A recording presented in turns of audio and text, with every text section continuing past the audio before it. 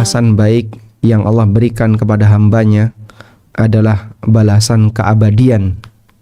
Sebaliknya, balasan keburukan yang Allah berikan kepada hambanya adalah balasan kebinasaan. Dan itu bertentangan.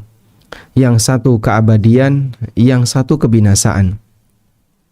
Allah Subhanahu wa ta'ala menjadikan balasan para nabi dengan balasan keabadian. Dan bahkan itu Allah tegaskan dalam Al-Quran. Di antaranya balasan yang Allah berikan kepada Nabi Nuh alaihi salatu wassalam. Allah berfirman, "Waja'alna dzurriyyatahu humul baqin." Dan kami jadikan keturunan Nuh adalah keturunan yang tersisa, yang abadi. Baik.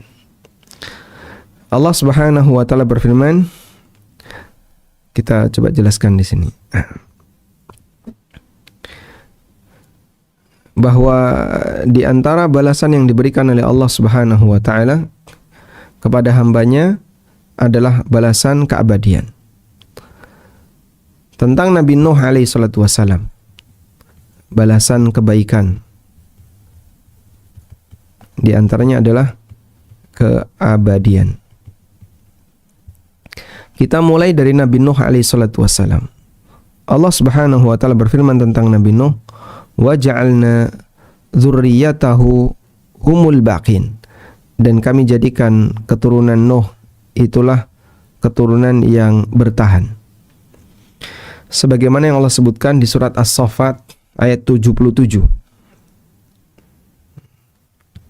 Keturunan Nabi Nuh, keturunannya yang bertahan. Ini Allah sebutkan di Al-Quran surat As-Saffat ayat 77.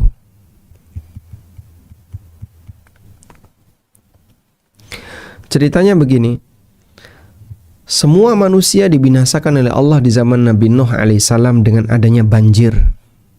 Sehingga tidak menyisakan permukaan bumi ini makhluk hidup apapun selain yang berada di kapalnya Nabi Nuh. Baik berupa manusia maupun binatang. Kemudian orang-orang yang berada di atas kapal Nabi Nuh itu semuanya mati tanpa meninggalkan keturunan. Kecuali Nabi Nuh alaihi salatu wassalam. Allah Subhanahu wa taala jadikan keturunannya yang bertahan. Karena keturunan Nabi Nuh ini yang bertahan, maka Nabi Nuh digelari sebagai bapak manusia. Bapak manusia kedua yang disebut dengan Abul Bashar Al-Asghar. Abul Bashar Al-Asghar. Bapak Izin manusia. Menyampaikan Ustadz, mohon maaf mic-nya agak kurang jelas, suaranya kecil. Baik. Nabi Nuh alaihi salatu wassalam diberi gelar sebagai Abul Bashar Al-Asghar. Bapak manusia yang junior. Ada Abul Bashar Al-Akbar, yaitu Adam alaihi salatu wassalam, dan Abul Bashar Al-Asghar, yaitu Nabi Nuh alaihi salam. Baik. Coba dipantau di Zoom. Selanjutnya, demikian pula yang terjadi pada Nabi Ibrahim alaihi salatu wassalam. Nabi Ibrahim alaihi salatu wassalam diberi oleh Allah Subhanahu wa taala keistimewaan berupa pujian yang permanen. Saya sebut permanen ya. Dalam arti pujian yang diberikan kepada Ibrahim itu bertahan sampai sekarang. Dan itu bagian dari doa Ibrahim alaihissalatu wassalam, di mana beliau pernah mohon kepada Allah Subhanahu wa taala agar kalimat-kalimat baik itu selalu terarah kepada Ibrahim.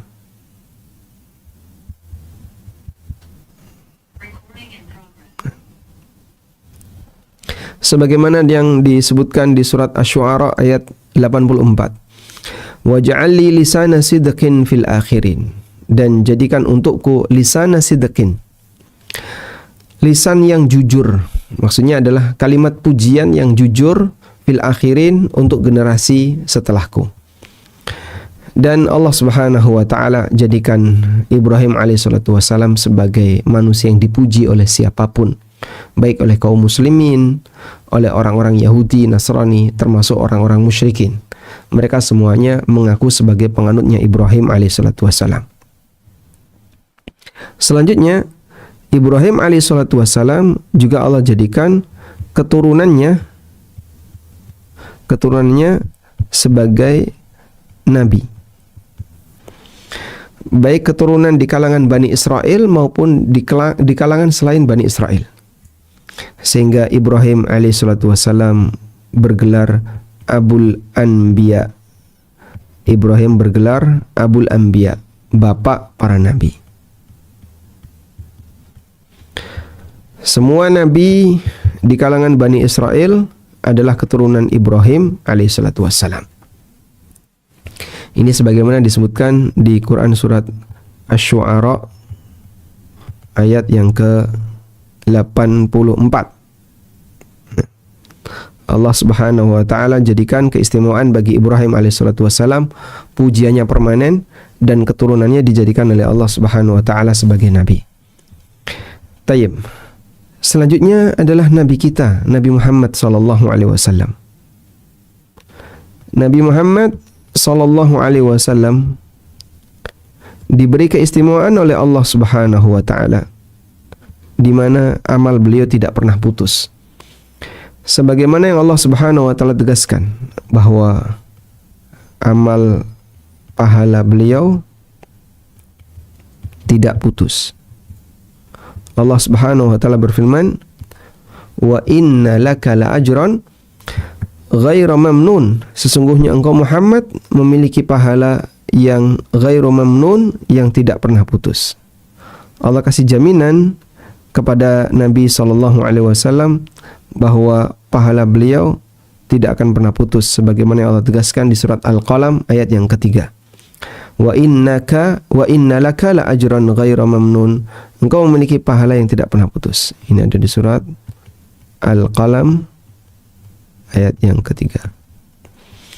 Demikianlah keistimewaan yang diberikan oleh Allah Subhanahu wa taala kepada para nabi. Allah jadikan balasan kebaikan itu adalah keabadian, dan ini terjadi di dunia.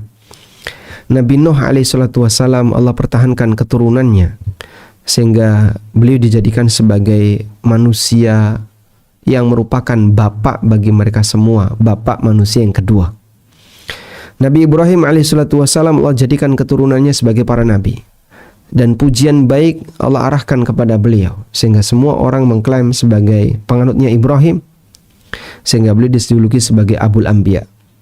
Sedangkan Nabi Muhammad SAW amal pahalanya tidak pernah putus. Maka siapapun beramal soleh sampai akhir zaman, Rasulullah SAW turut mendapatkan pahalanya. Karena beliau yang pertama mengajarkan kebaikan. Yang pertama mengajarkan kebaikan bagi manusia. Setelah manusia tidak tahu sama sekali apa itu risalah, apa itu wahyu, apa itu kenabian. Kemudian datanglah Nabi Muhammad SAW yang menjelaskan kepada mereka. Baik. Nah, dari semua ini memberikan kita motivasi bahwa di antara balasan kebaikan adalah keabadian ketika di dunia. Selanjutnya, mukmin apakah bisa seperti itu? Mukmin bisakah demikian? Jawabannya ada peluang. Di mana mukmin bisa mendapatkan pahala yang abadi sesuai dengan apa yang dijanjikan oleh Allah Subhanahu wa taala dalam Al-Qur'an. Allah Subhanahu wa taala berfirman, "Illal ladzina amanu wa 'amilus solihati falahum ajrun ghairu mamnun." Ada di 3 surat. Di surat Fussilat ayat yang ke-8, di surat Al-Insyiqaq ayat yang ke-25, dan di surat At-Tin ayat yang ke-6. Mukmin yang beramal soleh, mereka dapat pahala yang tidak pernah putus, yaitu orang beriman plus beramal soleh. mereka mendapatkan pahala yang ghairu mamnun. Mereka dapat pahala yang tidak putus. Demikianlah keistimewaan yang diberikan oleh Allah Subhanahu wa taala bagi orang mukmin yang beramal saleh. Ini ada di surat Fussilat ayat yang keberapa? Surat Fussilat ayat ke-8. Kemudian ini juga ada di Quran surat Al-Insyiqaq ayat yang terakhir, ayat yang ke-25. Al-Insyiqaq ayat 25, dan ada di surat At-Tin sebagaimana yang kita hafal, illal ladzina amanu wa 'amilus solihati falahum ajrun ghairu mamnun, di surat At-Tin ayat yang ke-6. Baik. Walhamdulillah, kita punya kesempatan untuk bisa mendapatkan pahala yang tidak pernah putus sebagaimana yang Allah janjikan. Ajrun ghairu mamnun, dan Allah sebutkan di 3 surat sebagaimana yang tadi kita sebutkan. Di surat Fussilat Allah mengatakan, innal ladzina amanu wa 'amilus solihati lahum ajrun ghairu mamnun. Di surat Al-Insyiqaq Allah berfirman, illal ladzina amanu wa 'amilus solihati lahum ajrun ghairu mamnun. Di surat At-Tin Allah berfirman, illal ladzina amanu wa 'amilus solihati falahum ajrun ghairu mamnun. Janji yang luar biasa. Tinggal apakah kita bisa memanfaatkannya ataukah tidak. Baik. Dan ada 10 amalan yang dijamin oleh Allah Subhanahu wa taala pahalanya tidak akan putus. Dan 10 amalan itu disebutkan oleh Nabi sallallahu alaihi wasallam dalam hadis-hadis beliau. Kita akan baca keterangan berikut ini, yang ini saya kutipkan dari buku saya yang berjudul Umur yang Kedua. Para penghuni kubur telah terputus dari kesempatan mereka untuk melakukan amal saleh. Mereka hanya bisa menunggu hari hisab yang tidak diketahui hasilnya. Saat di alam kubur mereka berada dalam kesepian, hanya ditemani amalnya ketika di dunia. Dalam suasana demikian, ada beberapa amalan yang pahalanya akan terus mengalir. Jasad mereka bersemayam dengan tenang di alam kubur, namun balasan pahala mereka tidak berhenti. Pahala mereka terus berdatangan, padahal mereka terdiam dalam kuburnya, menunggu datangnya kiamat dan hari hisab. Sungguh masa pensiun yang sangat indah, yang tidak bisa digantikan dengan dunia seisinya. Karena sehebat apapun dunia, semuanya zail, semuanya pasti akan hilang. Semuanya pasti akan fana. Namun balasan inilah yang diabadikan oleh Allah Ta'ala. Amal yang pahalanya tidak pernah putus, walaupun pelakunya sudah meninggal. Jumlahnya cukup banyak, disebutkan dalam beberapa riwayat yang disampaikan oleh Nabi Sallallahu Alaihi Wasallam. Baik. Pahala diabadikan oleh Allah, namun ada yang sifatnya sekali didapat. Kita tulis di sini ya. Pahala dari amal yang diterima akan diabadikan oleh Allah. Pahala dari amal yang diterima akan diabadikan oleh Allah. Cuman pahala itu ada 2. Ada yang didapat sekali, ada yang didapatkan sekali. Yang kedua, ada yang terus mengalir. Ada pahala yang terus mengalir. Sehingga orang bisa mendapatkan pahala ini tanpa ujung, berkali-kali dia mendapatkannya. Karena pahala itu dia dapatkan terus mengalir. Baik. Yang kita harapkan ini.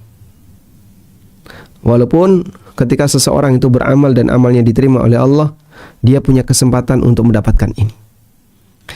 Tapi kita memperjuangkan yang kedua, agar pada saat kita sudah meninggal dunia, badan sudah hanya tinggal diam di alam baka, tapi pahala terus berdatangan. Itulah yang kita perjuangkan. Ada sebuah ilustrasi yang pernah disampaikan oleh Ibnu Qayyim rahimahullah. Ketika si A dapat uang misalnya, anggaplah dapat uang misalnya senilai 500.000. Lalu dia baca hamdalah, alhamdulillah.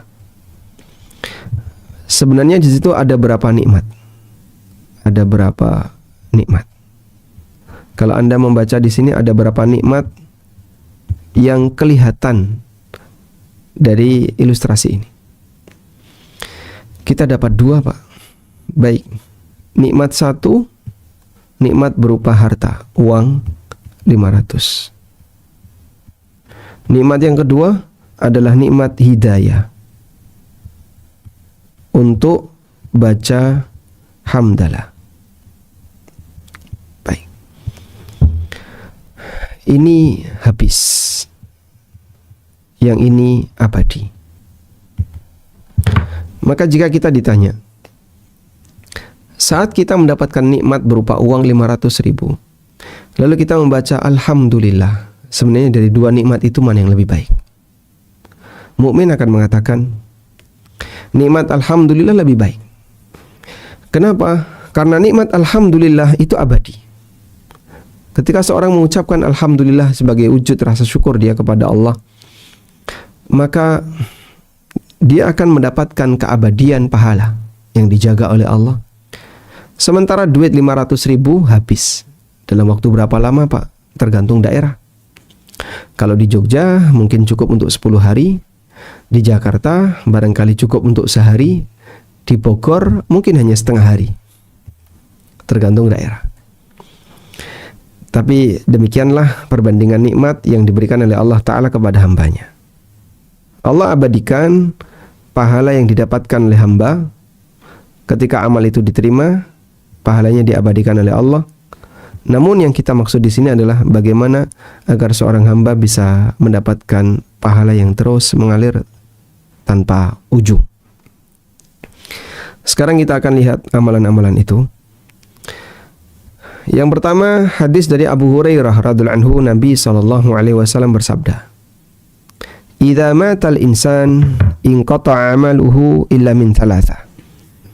Apabila manusia itu mati, maka seluruh amalnya terputus kecuali 3 amal. Illa min sadaqatin jariyah, sedekah jariyah. Au ilmin yuntafa'u bihi, ilmu yang bermanfaat. Au waladin salihin yad'ulah, atau anak soleh yang mendoakannya. Masya Allah. Yang dikatakan oleh Rasulullah SAW, inqata'a amaluhu illa min thalath, amalnya terputus kecuali 3 amal. Kita baca hadis berikutnya. Dari Anas bin Malik radhiyallahu anhu, Rasulullah sallallahu alaihi wasallam bersabda, "Sab'un yajri lil 'abdi ajruhunna min ba'di mautihinna." Ada 7 amalan yang terus mengalir pahalanya setelah sang hamba itu meninggal. Wa huwa fi qabrihi, sementara sang hamba itu ada di kuburan, ada di makamnya. Yang pertama, man 'allama ilman, orang yang ngajarin ilmu. Tentu saja adalah ilmu yang bermanfaat. Au ajra nahron, atau dia membuat parit, mengalirkan air, mengalirkan sungai. Au hafara bi'ran, atau menggali sumur. Au gharasa nakhlan, atau menanam kurma. Au bana masjidan, atau bangun masjid. Au waratha mushafan, atau wakaf mushaf. Au taraka waladan yastaghfiru lahu ba'da mautihi, atau dia tinggalkan seorang anak yang baik yang mohon ampun untuknya setelah dia mati. Ada berapa? 7. Diriwayatkan oleh Al-Bazzar dalam musnadnya, Al-Baihaqi dalam Syu'abul Iman, dan beberapa perawi yang lainnya. Sekarang kita lihat hadis Abu Hurairah. Nabi SAW bersabda, "Inna mimma yalhaqul mu'mina min amalihi wa hasanatihi." Di antara amal soleh yang nanti pahalanya akan menyusul bagi seorang mukmin ba'da mautihi, setelah dia meninggal, adalah berikut ini. Pertama, ilmu yang dia ajarkan dan dia sebarkan. Yang kedua, anak soleh yang dia tinggalkan. Yang keempat, mushaf yang dia wariskan, maksudnya yang dia wakafkan. Yang keempat, au masjidan banahu, masjid yang dia bangun. Berikutnya, baitan libni sabil, rumah singgah bagi ibnu sabil. Au nahran ajrahu, atau sungai yang dia buat, yang dia alirkan. Dia buat parit atau sungai. Au sadaqatan akhrajaha min malihi fi sihhatihi wa hayatihi, atau sedekah yang dia keluarkan dari hartanya ketika dia sehat atau ketika dia masih hidup. Yalhaquhu min ba'di mautihi, yang nanti akan menyusulnya setelah dia mati. Baik, ada berapa ini? 1, 2, 3, 4, 5, 6, 7. Ada 7. Nah, Pak, katanya jumlahnya ada 10. Kok ini ada 7? 3 riwayat tadi sebenarnya berimpit ya. Ada yang sama. Nah, sekarang kalau kita buat daftarnya kurang lebih ada 9. Nanti yang ke-10 di bagian akhir. Baik, kita coba tuliskan di sini. 10 amalan yang pahalanya tidak putus. Yang pertama, sedekah jariah.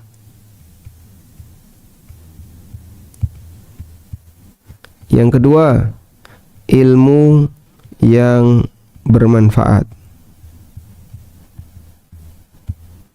Yang ketiga, doa anak soleh. Yang keempat, membuat parit, mengalirkan, saya tulis aja, mengalirkan air, baik bentuknya parit atau sungai. Yang kelima, bangun masjid. Yang keenam, apa yang keenam? Yang keenam, menanam pohon. Menanam pohon. Baik. Yang ketujuh, bangun rumah ibnu sabil. Bangun rumah singgah untuk ibnu sabil. Yang kedelapan, coba kita lihat di buku. Tadi disebutkan diantaranya adalah mushaf yang diwakafkan, wakaf mushaf. Wakaf mushaf. Yang ke-9, coba kita cari yang ke-9. Yang ke-9 sudah tadi wakaf mushaf, membuat sumur, ya, menggali sumur. Baik.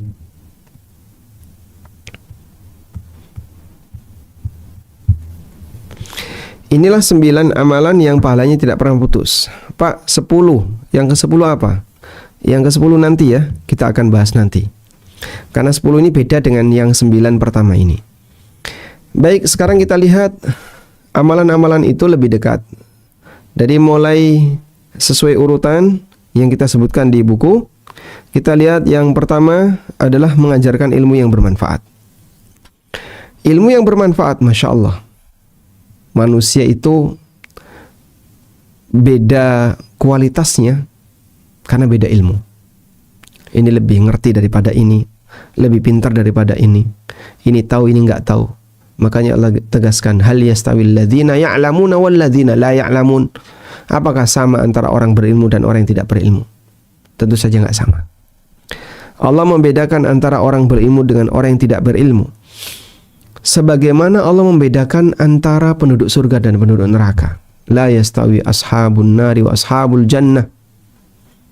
Tidak sama antara penduduk neraka dengan penduduk surga. Ashabul jannati humul faizun, penduduk surga itu yang bahagia. Allah juga bedakan antara yang berilmu dan yang tidak berilmu. La yastawi alladhina ya'lamuna wal ladzina la ya'lamun. Enggak sama antara orang berilmu dan orang yang tidak berilmu.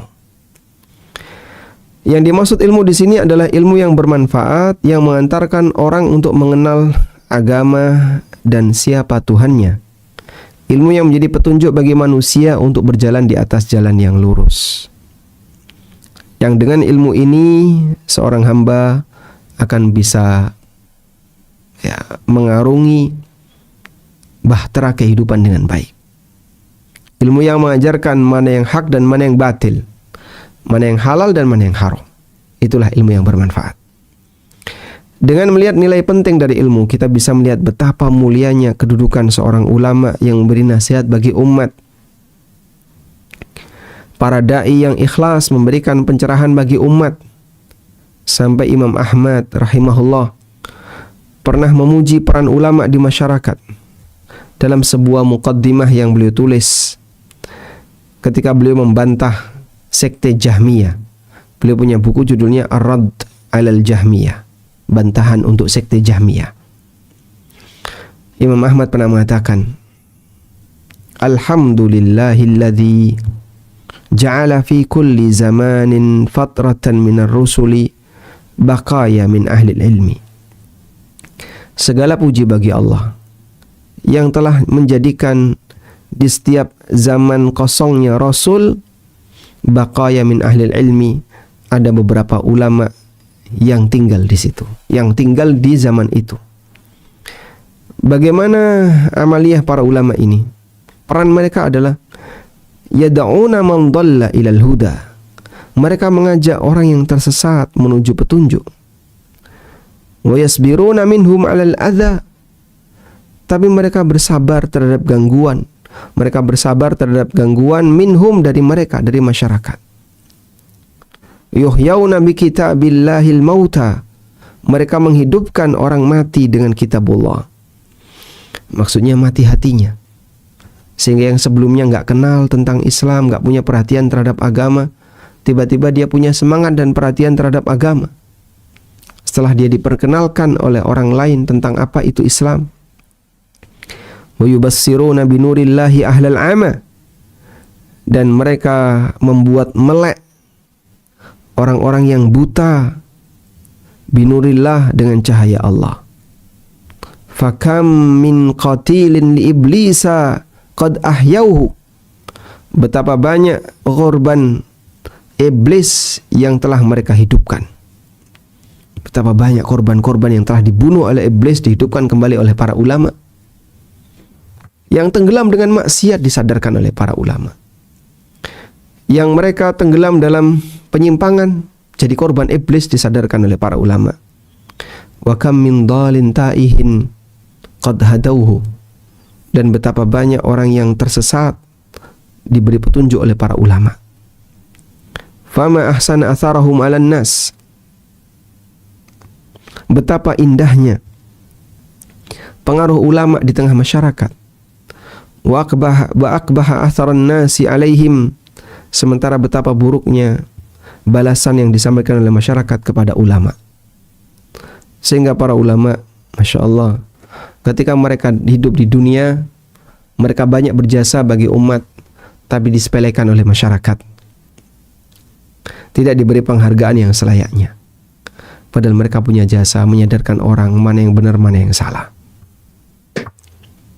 Baik. Ketika orang berilmu itu wafat, maka ilmu mereka tetap bertahan di masyarakat. Sampai para ulama mengatakan, yamutul alim wa yabqa kitabuhu. Orang berilmu bisa saja mati jasadnya, tapi ilmunya tetap bertahan. Orang berilmu bisa saja mati fisiknya, mati badannya, tapi jiwanya tetap hidup.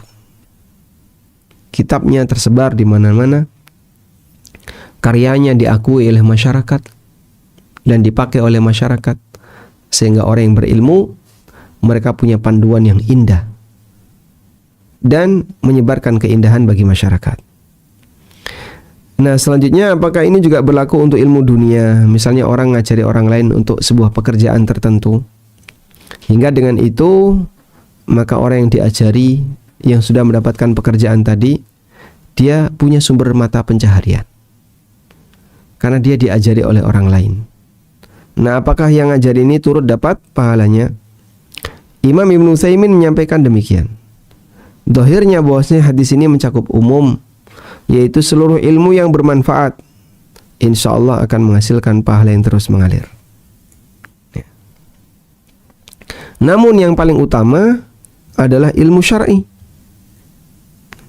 Sehingga kalau kita misalnya buat ilustrasi, ada orang yang meninggal dan dia telah mengajarkan kepada orang lain son'atan minas sonai, ilmu tentang produksi tertentu, ilmu tentang produksi hal tertentu, wantafa'a biha, dan orang itu mendapatkan manfaat darinya, fa innahu yanalul ajra, maka dia mendapatkan pahala, wa yu'jaru ala hadza, dan dia diberi pahala untuk itu.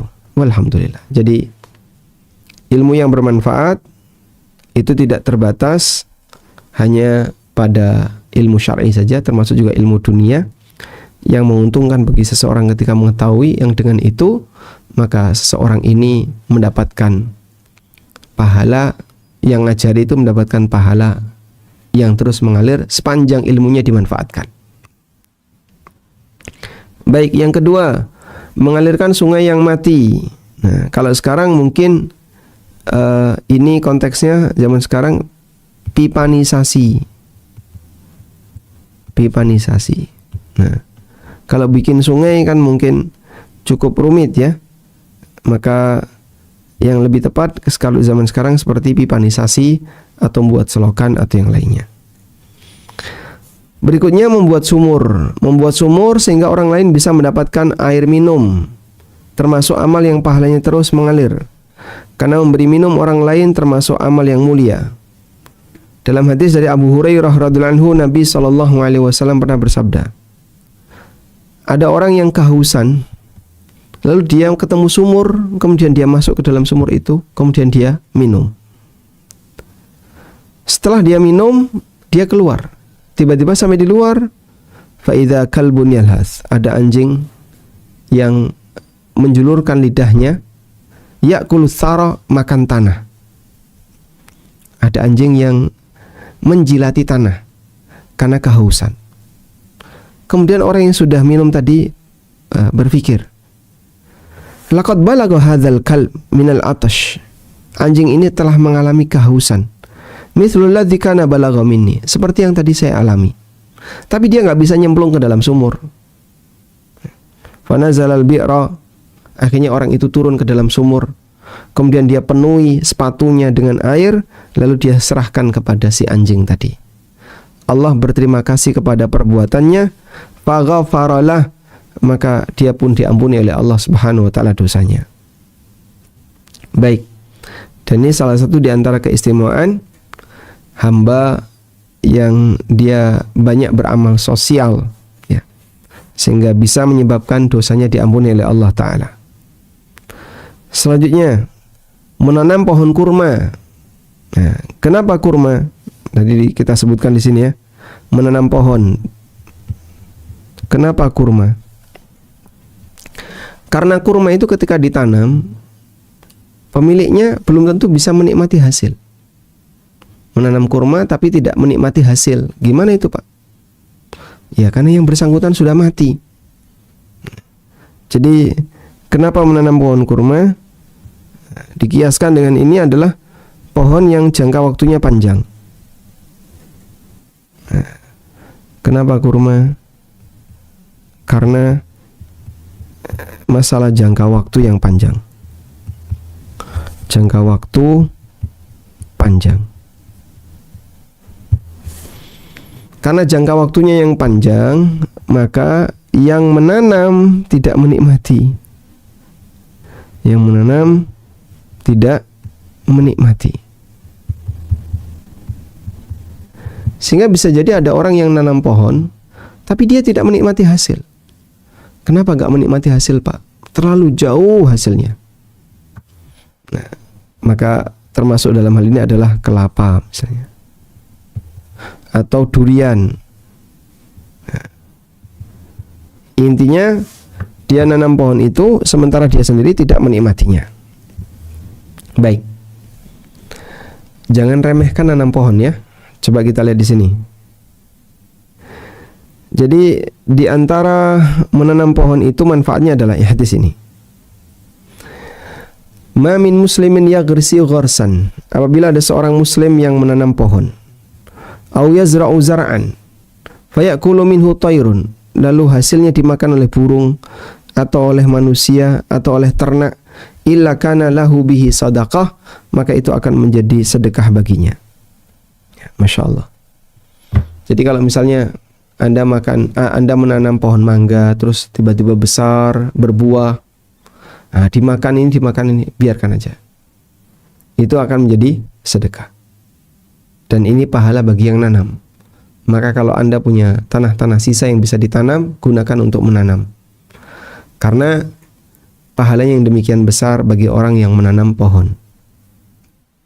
Walaupun dia tidak menikmati hasil. Selanjutnya membangun masjid.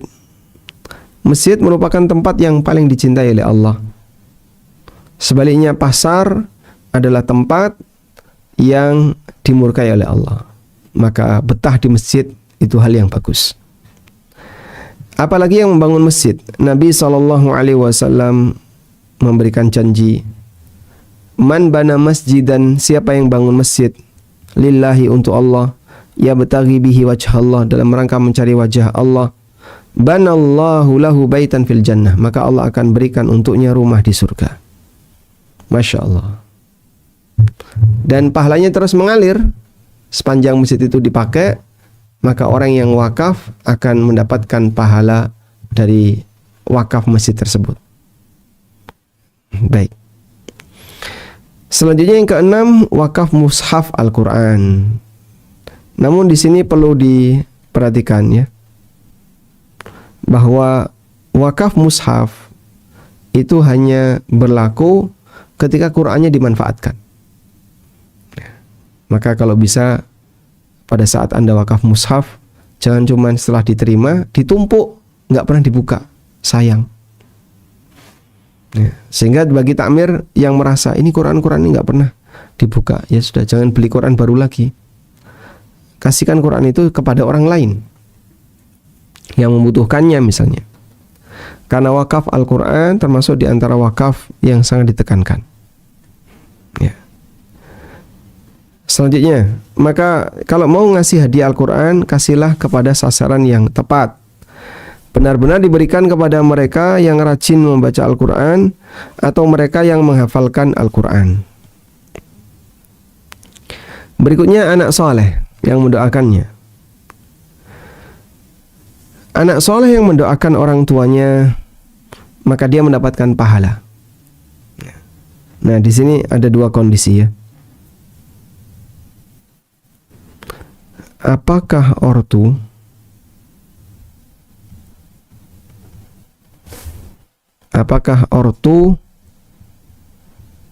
otomatis,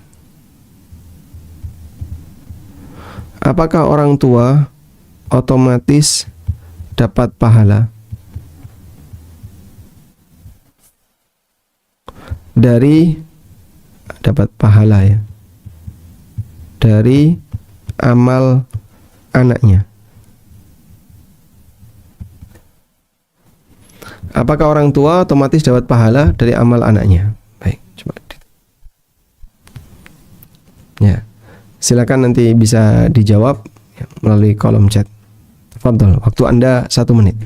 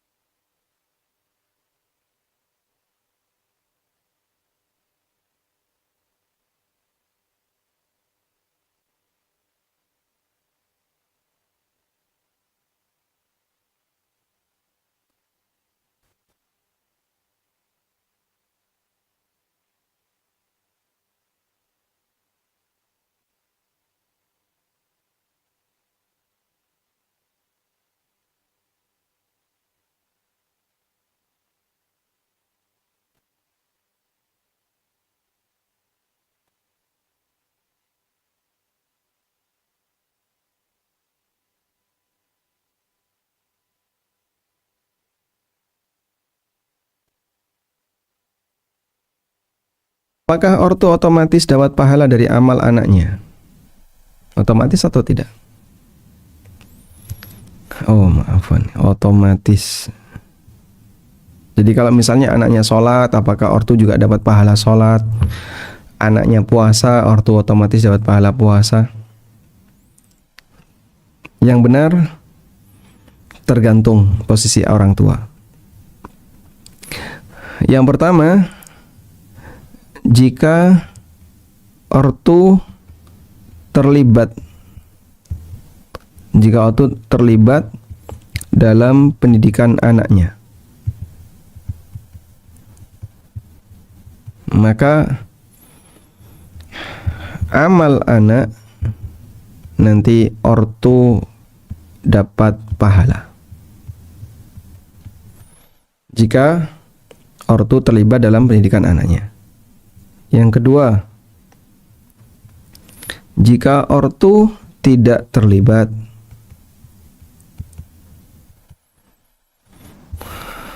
maka di situ ada dua ya. Ini ortu dapat pahala amal. Kalau di sini, jika ortu tidak terlibat dalam pendidikan anak, misalnya bapaknya minggat ketika anaknya masih bayi, sehingga nggak pernah ngurusi bayi itu, anaknya nggak pernah diurusi sampai anaknya dewasa jadi ustadz misalnya. Lalu apakah sang bapak ini dapat pahala dari amal anaknya? Di sini ada dua keadaan. Untuk pahala amal, di situ tidak ada dalil. Tidak ada dalil. Tapi yang ada adalah doa dari anak. Jika dia mendoakan. Jika dia mendoakan. Baik. Demikian rincian berkaitan dengan orang tua jika ingin mendapatkan pahala dari anaknya. Maka jangan pernah tidak terlibat dalam pendidikan anak, itu investasi besar. Demikian pula berusahalah untuk terlibat memotivasi anak dalam mendoakan orang tuanya, karena setiap doa itu akan menjadi sumber pahala yang terus mengalir bagi orang tuanya. Nah, di sini ada penjelasan yang pernah disampaikan oleh Syekhul Islam. Nabi SAW tidaklah menjadikan bapak bisa memiliki seperti pahala semua anaknya. Dan kami tidak mengetahui adanya dalil akan hal itu. Namun beliau menjadikan doa baik dari sang anak untuk bapak, itulah yang menjadi amal bapak alladzi la yanqati, yang tidak pernah putus. Jadinya yang bisa memberikan tambahan pahala bagi orang tua adalah ketika orang tua ini punya andil pendidikan bagi anak. Dan yang kedua, ketika orang tua mendoakan bapaknya, mendoakan orang, atau ketika sang anak mendoakan orang tuanya. Berikutnya, rumah singgah untuk musafir. Nah, amal ini yang disebutkan dalam hadis, rumah singgah untuk musafir. Ada satu hal yang bagus, rumah singgah untuk orang sakit. Banyak sekali orang sakit yang berasal dari pelosok. Misalnya, dia sakit tertentu, sementara dia berasal dari pelosok yang cukup jauh. Untuk ke rumah sakit daerah butuh waktu 3 jam, 4 jam. Sehingga dia berangkat habis subuh. Sampai di situ jam 8 atau setengah 9. Terus ngantri di rumah sakit. Ngantri panjang.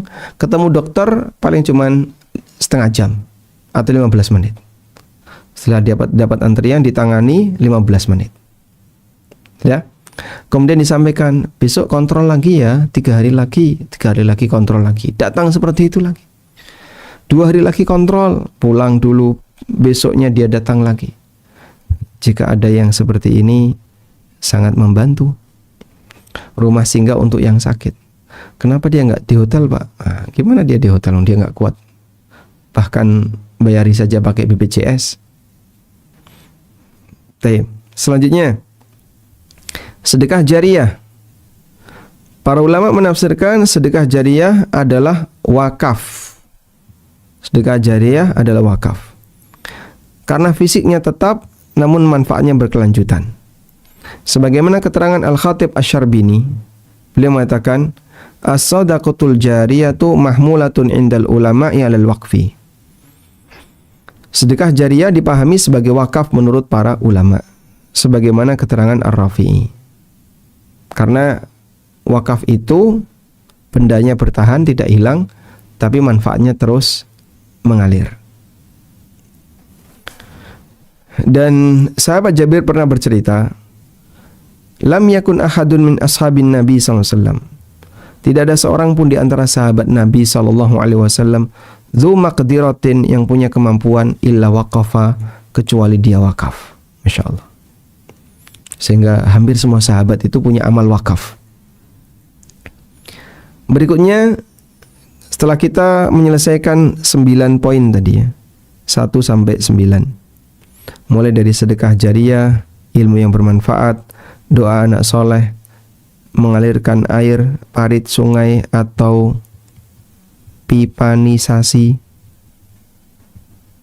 kemudian bangun masjid, menanam pohon. Kenapa nanam pohon? Terutama pohon yang masanya panjang ya, yang bisa jadi umurnya lebih panjang daripada orang yang nanam, karena dia menanam tapi dia tidak menikmati hasil. Allah jadikan itu sebagai pahala yang terus mengalir. Bangun rumah singgah untuk Ibnu Sabil, wakaf mushaf tadi sudah, dan menggali sumur. Berikutnya yang nomor 10, di sini kami sebutkan berjihad dan menjaga daerah perbatasan. Selain beberapa amalan di atas, ada amalan lainnya yang pahalanya tidak pernah putus, itulah amalan jihad.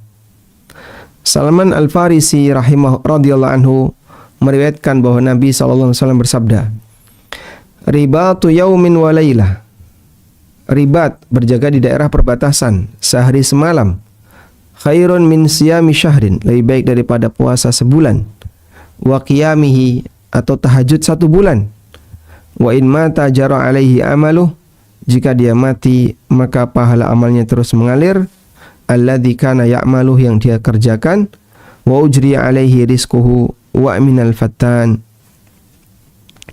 demikian pula rizkinya akan terus mengalir dan dia aman dari 2 fitnah. Dia aman dari 2 fitnah. Baik. Fitnah yang dimaksud adalah fitnah kehidupan dan fitnah kematian. Fitnatul mahya wa fitnatil mamat. Amal mereka sangat mulia karena mereka berjihad di jalan di daerah perbatasan. Mereka siap berkorban dengan bertahan di daerah yang membahayakan. Mereka siap kehilangan nyawa demi menjaga masyarakat dari serangan, sehingga menjamin keamanan dan kenyamanan bagi masyarakat. Itulah mereka yang berada di daerah perbatasan. Walhamdulillah, kita tambahkan di sini amal yang ke-10 adalah orang yang berjaga di perbatasan. Walhamdulillahirabbil alamin. Baik. 10 ini yang terus mengalir pahalanya. Ada kaidah. Kalau nggak bisa semua, jangan tinggalkan semua. Kerjakan yang mampu untuk dikerjakan. Semoga kita punya andil untuk bisa mendapatkan amalan yang pahalanya tidak pernah putus. Wallahu a'lam. Demikian yang bisa kita sampaikan, semoga bermanfaat. Wassallallahu ala nabiyyina Muhammadin wa ala alihi wa sahbihi wasallam. Alhamdulillahirrabbilalamin. Jazakallah khairan Ustaz untuk materinya pada siang hari ini. Kami akan membacakan beberapa pertanyaan yang telah masuk. Di antaranya, Ustaz izin bertanya, kepada siapa sajakah dana riba atau bunga bank bisa kita berikan? Apakah bisa kita berikan untuk beli pompa air bagi rakyat miskin misalnya, atau untuk keluarga fakir miskin, atau bagaimana Ustaz? Mengenai penyaluran dana riba, siapa yang boleh kita berikan dana riba itu? Pertama yang perlu kita pahami bahwa orang yang membawa dana riba itu seperti layaknya dia membawa najis, tapi bentuknya harta. Apa yang Anda lakukan ketika terkena najis di tangan? Tangan Anda terkena najis atau kaki Anda terkena najis. Kita akan berusaha segera untuk membersihkannya. Kita akan berusaha agar segera membersihkannya. Sehingga orang yang punya harta haram itu seperti di rekeningnya, di dompetnya ada benda najis, yaitu harta haram. Terus gimana Pak cara menyelesaikannya? Ya segera dihibahkan ke yang lain. Nah, hibah ke yang lain itu siapa? Bisa untuk fasilitas umum, fasum atau fasos, fasilitas sosial. Misalnya untuk bangun parit, perbaikan konblok, iuran RW untuk kegiatan warga, misalnya bersih-bersih, butuh dana, itu bisa pakai itu. Baik, intinya digunakan untuk fasilitas umum. Yang kedua, bisa diberikan kepada fakir miskin. Bisa disedekahkan kepada fakir miskin. Ketika diberikan kepada fakir miskin, apapun bentuknya silahkan. Mau dipakai untuk renovasi rumah fakir miskin atau biaya kesehatan atau yang lainnya, silahkan. Yang penting tidak balik lagi ke dia. Wallahu a'lam. Ustadz izin bertanya, bagaimana cara memastikan diri bahwa kita ini termasuk ke dalam golongan anak soleh atau solihah yang doanya dapat membantu kedua orang tua kita. Sedangkan kita kan sebagai manusia, kita sendiri tidak dapat menilai atau mengukur tingkat pahala maupun kesolehan diri kita sebagai anak. Dalam hadis itu Nabi SAW menyebut awwaladin salihin yad'ulah, anak soleh yang mendoakannya. Beliau sebut anak soleh yang mendoakannya, bukan berarti kalau yang berdoa tidak soleh maka doanya tidak mustajab atau ditolak. Tapi yang dimaksud di situ adalah ketika anak itu mendoakan orang tuanya, itulah tanda kesolehan. Itu salah satu di antara tanda kesolehan. Maka makna dari hadis, doa anak untuk orang tuanya itu akan menjadi tambahan amal, sumber amal yang terus bertambah bagi orang tuanya. Terlepas dari status sang anak, selama dia muslim yang baik, yang tidak berbuat kekufuran dan kesyirikan atau kemunafikan, maka dia doanya berhak untuk dikabulkan, baik doa untuk orang tuanya maupun doa untuk yang lainnya. Wallahu a'lam. Ustadz, sebenarnya lebih utama yang mana sih, infak atau sedekah? Sebenarnya apa sih bedanya infak dengan sedekah itu? Kemudian apakah bila kita infak atas nama almarhum orang tua itu sampai pada mereka? Apa sih bedanya infak dengan sedekah? Dengan sedekah, dan lebih utama mana? Kemudian bila infak atas nama orang tua sampai atau tidak?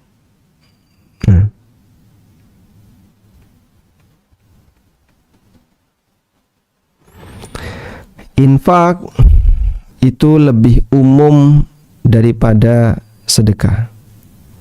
Karena infak itu maknanya adalah mengeluarkan harta, baik di jalan kebaikan maupun di jalan keburukan. Maka infak bisa berkonotasi positif dan juga bisa negatif. Anda bisa lihat ayat ini. Di surat Al-Anfal ayat 36 Allah berfirman, Innal ladzina kafaru yunfiquna amwalahum liyasuddu an sabilillah. Sesungguhnya orang kafir mereka yunfiqun, menginfakkan amwalahum, harta mereka, liyasuddu an sabilillah, untuk menghalangi masyarakat dari jalan Allah. Ngajak orang untuk berbuat maksiat itu butuh modal. Dan itu dalam Al-Quran Allah sebut orang kafir berinfak untuk menghalangi masyarakat dari jalan Allah. Subhanallah. Sehingga infak juga bisa bermakna buruk. Maka orang keluar harta untuk menjalankan keburukan itu masuk kategori infak. Taib. Sementara sedekah itu hanya berkonotasi baik. Dan sedekah itu umumnya dipengaruhi oleh ideologi. maka semakin kuat rasa yakin seorang hamba terhadap pahala yang Allah janjikan. Dia akan semakin ikhlas ketika sedekah. Dan ketika orang itu loyal pada kelompok tertentu, lalu dimotivasi untuk sedekah, meskipun katanya sedekah ini akan dikirim ya, ke Mekah, lalu nanti dapat jawaban, ada surat pengampunan dosa.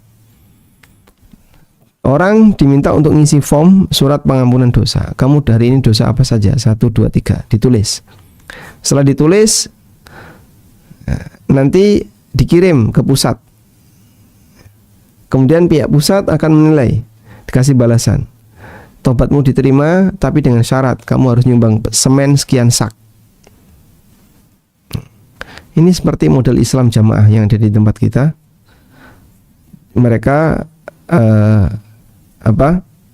penghapusan dosanya itu pakai sedekah atas keputusan imam. Dalam Islam kita tidak mengenal seperti itu. Memang bisa menghapus dosa, tapi sebagaimana yang lain, bahwa amal soleh bisa menghapus dosa. Karena itu Nabi SAW menyebut sedekah dengan burhan. Was-sadaqatu burhanun. Sedekah itu burhan. Karena sedekah bukti iman seorang hamba. Wallahu a'lam. Baik. Izin bertanya Ustadz. Tadi disebutkan bahwa ada seorang wanita, mohon maaf, pelacur yang memberikan air buat minum seekor anjing.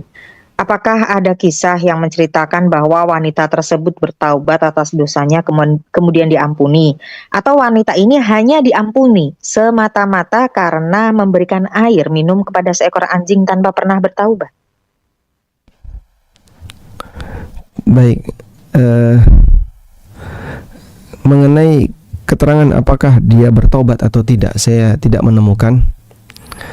Namun Allah Subhanahu wa taala menyebutkan dalam hadis itu bahwa wanita ini diampuni karena Allah berterima kasih kepadanya.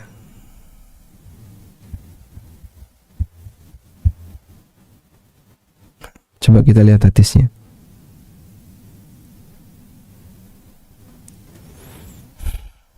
Dalam hadis riwayat Bukhari Muslim dari sahabat Abu Hurairah radhiyallahu anhu, Nabi SAW bersabda, "Ghufira limra'atin mumisah." Ada seorang wanita mumisah, wanita pelacur. Mumisah itu artinya pelacur. Diampuni dosanya wanita pelacur. Marrat bikalbin ala ra'si raqiyin yalhath. Beliau pernah ketemu dengan anjing yang berkeliling-keliling di atas sumur, yalhath sambil menjulurkan lidahnya. Orang Jawa sebut sambil melet-melet. Qala kada yaqtuluhul atash. Hampir saja dia mati karena kehausan. Fa naza'at khuffaha. Kemudian wanita tadi melepas sepatunya. Wa awthaqathu bi khimariha. Kemudian dia ikat dengan kerudungnya. Fa naza'at lahu minal ma. Kemudian dia gunakan untuk mengambil air. Fa ghufira laha bidzalika. Dan dia pun diampuni karena kejadian ini. Ya, maka di sini tidak disebutkan wanita ini bertobat atau tidak. Cuman Allah ampuni dosanya disebabkan karena perbuatan maksiat yang dia lakukan. Wallahu a'lam. Allah ampuni dosanya disebabkan karena dia telah memberikan minum kepada anjing sebagai bentuk jasa dia kepada anjing. Nah, Ustadz izin bertanya, bila menanam pohon tanpa buah nih pohonnya, menanam pohon yang tanpa buah, tapi untuk mengurangi polusi udara, apakah sama pahalanya dengan menanam pohon buah? kalau memberi manfaat insya Allah dapat pahala. Misalnya pohon apa ya yang buahnya nggak dimakan, ketapang misalnya, iya, yang lebar daunnya kemana-mana. Ini untuk apa fungsinya? Ya biar orang bisa berteduh. Apalagi terutama di tempat-tempat parkir, orang butuh tempat untuk berteduh. Maka dia tanam pohon seperti itu untuk memberikan teduhan bagi orang yang memanfaatkan lahan di bawahnya. Insya Allah dapat pahala. Wallahu alam. Mohon maaf Ustadz, dari dana haram ya, misalnya dari hasil menjual alat musik atau dana riba, bolehkah digunakan kita membuat area parkir nih di depan halaman rumah, di luar pagar rumah, namun bisa juga untuk parkir kendaraan kita sendiri, boleh atau tidak? Baik. Dana haram kita tidak boleh memanfaatkannya untuk pribadi, dan itu bukan harta kita. Oleh karena itu kita salurkan untuk fakir miskin, untuk fasum, fasos, dan seterusnya. Nah, kalau sudah diberikan untuk fasos, fasum, kita kan bagian dari mereka, maka mau tidak mau kita juga akan memanfaatkannya. Tapi pemanfaatan sifatnya pemanfaatan yang sementara, bukan menguasai, bukan karena ini aku yang nyumbang maka aku yang paling berhak. Ya, dikasihlah tempat parkir VIP, bahkan VVIP. Nah, yang seperti ini tidak boleh karena sudah diwakafkan. Sehingga kalau sudah diwakafkan, ya itu sudah jadi milik umat, milik bersama. Meskipun karena kita bagian dari umat, kita boleh memanfaatkannya. Wallahu alam.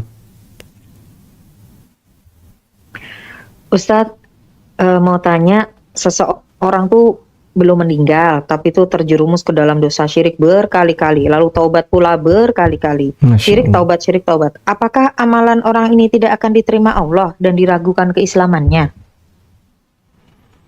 Hal yang bahaya ketika dia melakukan perbuatan kekufuran tapi berulang. Ada satu fenomena yang seperti terjadi di sini, coba kita baca ya.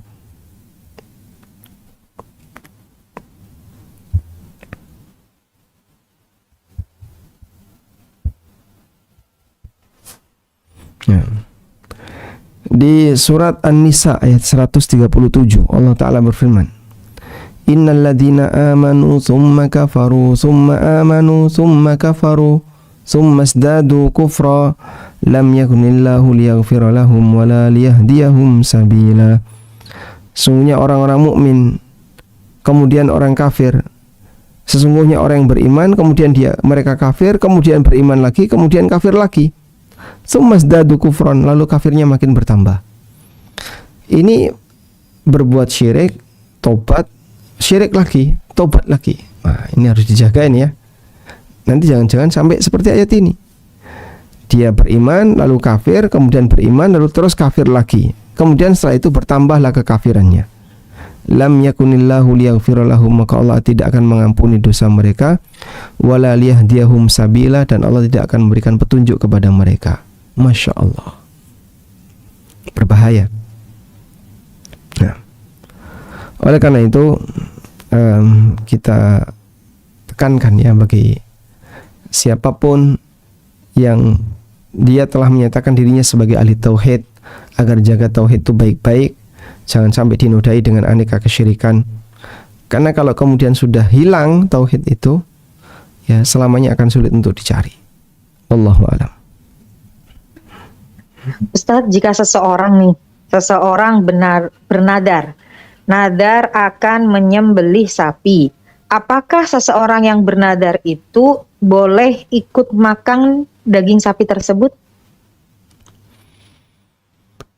Nah, ulama beda pendapat ya mengenai apakah daging hewan kurban hasil nazar pelakunya boleh menikmati atau tidak. Wallahu a'lam, pendapat yang lebih kuat boleh, meskipun dengan menghormati pendapat yang mengatakan tidak boleh. Dan mereka beralasan ketika sudah nazar berarti sudah diserahkan semuanya, bukan lagi miliknya. Namun saya lebih cenderung berpendapat bahwa ini boleh, dengan alasan bahwa yang dinadarkan itu ibadahnya, bukan distribusinya ya. Oleh karena itu insya Allah tidak masalah ketika orang itu bernadar ya, untuk makan sesuatu atau melakukan sesuatu. Wallahu alam. Bolehkah jika Al-Quran yang orang lain wakafkan nih ke sebuah rumah tahfidz, orang lain wakafkan ke sebuah rumah tahfidz Al-Quran, tapi kemudian dijadikan kado atau reward dan lain-lain, Ustadz, apakah diperbolehkan? Kalau wakaf tidak boleh jadi milik pribadi, karena wakaf tidak boleh dihibahkan. dan reward, kado dan seterusnya itu hibah atau pengalihan hak milik jadi milik pribadi. Jadi intinya kalau mau wakaf ya silahkan wakaf, tapi jangan diberikan kepada pribadi. Wallahu alam. Karena wakaf tidak boleh jadi milik pribadi, harus selamanya jadi milik umum, milik bersama. Wakaf harus menjadi milik umum, milik bersama. Nah, Kemudian kan kita umroh kan ada wakaf Quran nih. Nah, kalau pas umroh itu ada sedekah kursi duduk untuk sholat, apakah termasuk nih di 10 amalan yang pahalanya tidak terputus, Ustadz? Kursi yang untuk sholat itu? termasuk ya, dan itu cukup aktif ya penggunaan kursi-kursi duduk untuk sholat. Banyak sekali orang yang menggunakannya baik untuk sutro, untuk duduk baca Quran, untuk sholat maupun yang lainnya. Dan terkadang kaum muslimin ya tanpa dikomando mereka ngisi gantungan kursi, ini kursi baru saya wakafkan, kursi baru saya wakafkan. Alhamdulillah, semoga wakaf kursi di Masjidil Haram atau Masjid Nabawi atau masjid-masjid yang lainnya mendatangkan pahala yang terus mengalir. Wallahu a'lam. Kalau misalnya memberi makan binatang nih, misalnya Ustadz nih, ada kucing, kalau malam tuh suka tidur di kursi, kemudian buang air besarnya juga sembarangan di rumah kami, di tanaman. Apakah perbuatan baik itu juga masuk di hal ini, Ustadz? Kadang-kadang kalau tidak dibersihkan tiap hari kan gimana gitu ya? Apakah ini utama juga, amalan baik juga kah? Apakah ini Termasuk amalan baik juga, atau masuk dalam 10 yang tidak terputus pahalanya ini? karena berbuat baik sama kucing? Betul. Habisnya gimana ya? Kita kan juga risih, tapi nggak tahu juga itu kucing siapa. Oh, baik.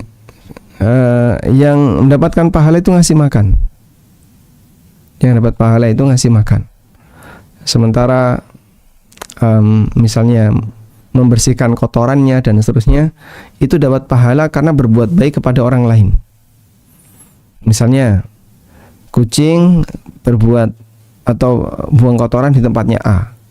Terus kita datang ke tempatnya A membersihkan itu. Tujuannya adalah biar A nggak terganggu. Nah, itu insya Allah nilai pahalanya. Tapi kalau memberikan hak kucing sebatas memberikan hak makan atau minum. Wallahu a'lam. Ustadz, kita tuh nadar ya. Misal, jika rumah kita ada yang ngontrak mau infak ke pesantren 10 juta. Kalau ada yang ngontrak mau infak 10 juta ke pesantren. Kemudian ada yang ngontrak. Karena ada kebutuhan, dipakailah itu cukup besar. Lalu tidak cukup buat nadarnya. Nadarnya boleh nggak dilakukan dengan cara dicicil? Insya Allah tidak masalah. Yang penting 10 juta. Sesuai yang dia ucapkan. Jadi kalau dia bernadar infak 10 juta ya berarti dia harus mengeluarkan uang senilai 10 juta. Wallahu a'lam. Kalau kita beramal, kita niatkan untuk teman kita yang sudah meninggal, teman, apakah pahalanya sampai, Ustadz? Bukan syarat untuk menghadiahkan pahala atau menghadiahkan doa itu harus ada hubungan kekerabatan. Kita mendoakan kepada seluruh kaum mukminin saat khutbah Jumat. Allahumma gfir lil mu'minina wal mu'minat wal muslimina wal muslimat al ahya'i minhum wal amwat. Ya Allah, ampunilah bagi orang mukmin laki dan perempuan, muslim laki dan perempuan, yang hidup maupun yang sudah mati. Al ahya'i minhum wal amwat, baik yang masih hidup maupun yang sudah mati. Maka ini mencakup semua orang, baik keluarga maupun bukan keluarga. Maka tidak syarat bahwa doa yang baik itu hanya berlaku untuk yang keluarga saja. Kita bisa mendoakan kebaikan untuk teman atau siapapun, walaupun tidak punya hubungan kekeluargaan, dan insya Allah doa itu sampai walaupun tidak ada hubungannya. Wallahu a'lam. Izin bertanya, Ustadz. Bismillahirrahmanirrahim. Apabila saya menjadi salah satu petugas untuk sortir barang-barang yang akan disedekahkan ke suatu pesantren, apakah saya bisa meminta atau mengambil dengan izin salah satu barang tersebut untuk menjadi milik pribadi?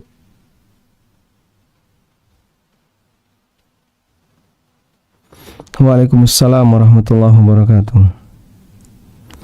Boleh Anda minta untuk jadi milik pribadi asal dapat izin dari donaturnya. Ya, sehingga donaturnya misalnya si A titip kepada Anda pakaian bekas dan aneka yang bekas-bekas yang lainnya.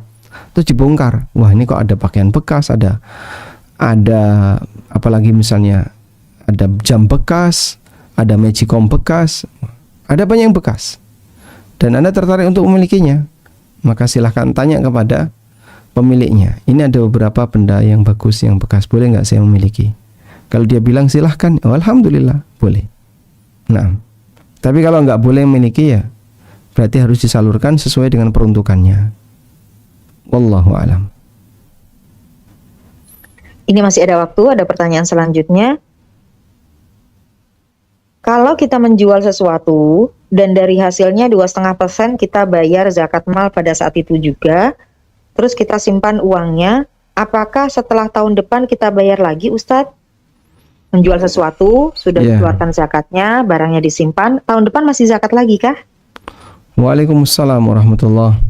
Kalau barang yang dijual sudah tidak dizakati ya, dan zakat barang dijual itu tidak harus ketika itu, ditunda selama setahun atau digabungkan dengan harta yang lain.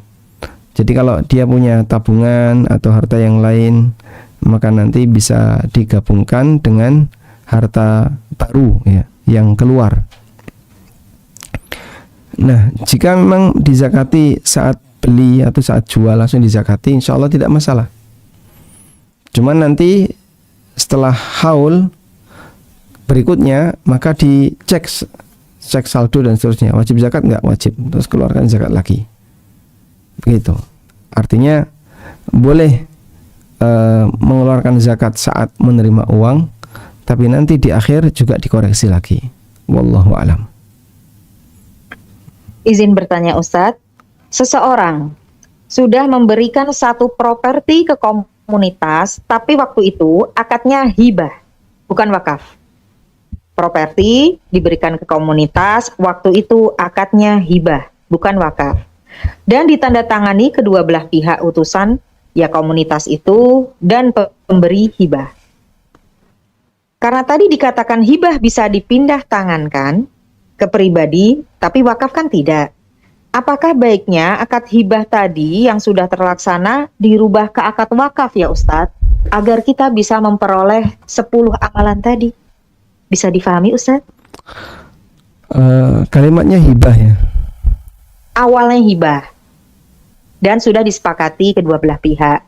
Tapi untuk menginginkan yang 10 tadi ya, dengan wakaf ini dan itu, boleh nggak akad hibah itu dirubah akadnya menjadi wakaf? Baik, sudah diserahkan atau belum? Sudah, dan sudah dipakai. Kalau sudah diserahkan, maka hibah itu mengikat dan sah dan tidak bisa dicabut lagi. Sehingga tadi salah ngomong, harusnya wakaf bukan hibah. Ya, beda antara hibah dengan wakaf. Kalau hibah bisa jadi milik pribadi, tapi kalau wakaf nggak bisa.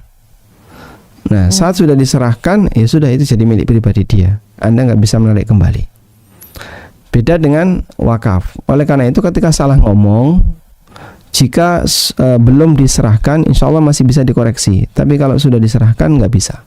Sebab hibah itu sah sejak diterima. Wallahu a'lam.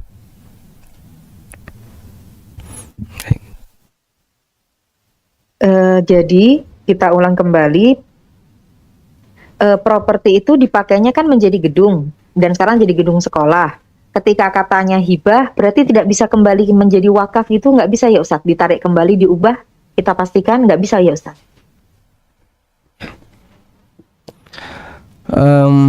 Kalau bentuknya seperti tanah, kemudian gedung. Bentuknya dipakai. Gedung dipakai, bentuknya gedung dipakai untuk sekolah, sekarang menjadi TK PAUD. Nah, nyebutnya hibah. Hibahnya ke mana? Ke komunitas, maaf disebut izin ke komunitas Yayasan. Muhammadiyah, mohon izin. Yayasan ya. Nggih, yayasan. Kalau ke yayasannya jadi milik yayasan. Dan ketika hibah itu ke yayasan, maknanya wakaf. Karena nanti akan dirawat oleh yayasan itu sehingga dia jadi aset yayasan, dan itu statusnya sebagai wakaf, tidak bisa jadi milik pribadi. Baik, begitu. Sebentar. Jadi Insya intinya Allah. kalau dia diberikan ke yayasan untuk kegiatan sosial dan itu jadi milik yayasan, jadi aset yayasan, walaupun ngomongnya hibah tapi dipahami sebagai wakaf. Alhamdulillah. Nah, tapi kalau pribadi nggak bisa. Alhamdulillah, soalnya dia menjadi sekolah Muhammadiyah dan Alhamdulillah. dirawat oleh pihak Muhammadiyah. Alhamdulillah. Mohon kata penutup Ustadz untuk kajian kita pada siang hari ini.